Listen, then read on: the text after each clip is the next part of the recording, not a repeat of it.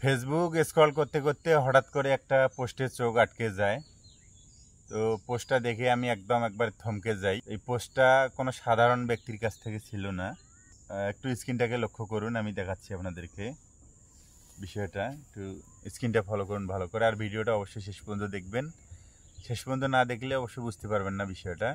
ভিডিওটা শেষ পর্যন্ত দেখবেন। বাংলাদেশ জামাতে ইসলামের আমির ডক্টর শফিকুর রহমানের অফিসিয়াল ফেসবুক আইডিতে, তো সেটা থেকে আমি এই পোস্টটা দেখতে পারি।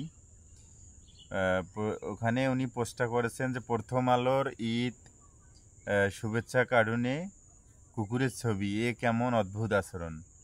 প্রথম আলোর গত 30 মার্চের পত্রিকায় ঈদ শুভেচ্ছার কার্টুনে কুকুরের ছবি ব্যবহার করেছে। পত্রিকাটা এর আগেও মহানবী সাল্লাল্লাহু আলাইহি ওয়াসাল্লামকে অবমাননায় বাইতুল মোকাররমের খতিবের হাত ধরে প্রকাশ্যে ক্ষমা চান সম্পাদক মতিউর রহমান।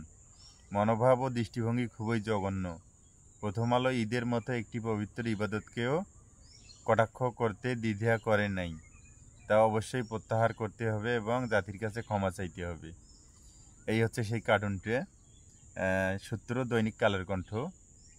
এই সেই কার্টুনটা যে দেখেন মার্ক করে দেখানো আছে এখানে কুকুরের যে ছবিটা। এই বিষয়টা আমি আপনাদেরকে জানানোর এই হচ্ছে যে একটাই কারণ, সেটা হচ্ছে আমি যেহেতু কন্টেন্ট নিয়ে কাজ করি, ভিডিও মেক করি, তো ভিডিও মেক করা যেহেতু আমার প্যাশন, তো আমি আপনাদেরকে এই বিষয়টা জানানোর জন্য আসলাম যে একজন মানুষ কতটা দক্ষ হলে, কতটা নির্ভীক হলে যে এই সব বিষয়ের প্রতিও নজর রাখে।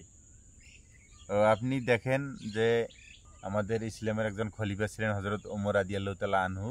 রাতের অন্ধকারে খুঁজে খুঁজে বেড়াইতেন যে কোথায় কি প্রবলেম আছে, কোথায় কি সমস্যা আছে।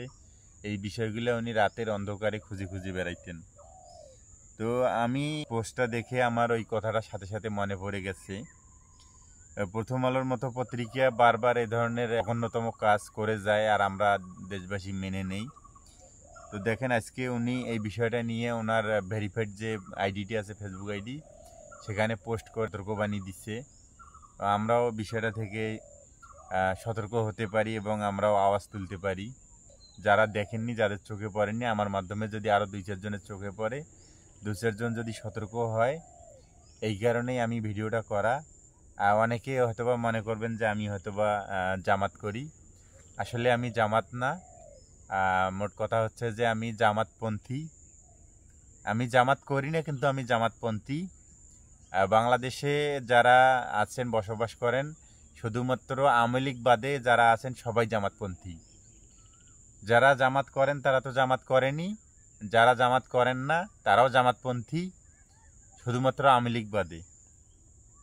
কারণ হচ্ছে আমরা মুসলমান, আমরা 5 ওয়াক্ত নামাজ পড়ি, আমরা রোজা রাখি, আমরা মুসলমানি লেবাস নিয়ে আমরা চলি। এই কারণে আমরা সকলেই জামাতপন্থী, শুধুমাত্র আওয়ামী লীগ বাদে। যারা আওয়ামী লীগ করে তারা কখনোই জামাতপন্থী হতে পারে না। যাই হোক, আমার ভিডিওটা কেমন লাগলো অবশ্যই কমেন্ট বক্সে জানিয়ে যাবেন, আর যদি সম্ভব হয় ভিডিওটি শেয়ার করে ছড়িয়ে দিবেন। ধন্যবাদ সবাইকে, ভালো থাকবেন সকলে।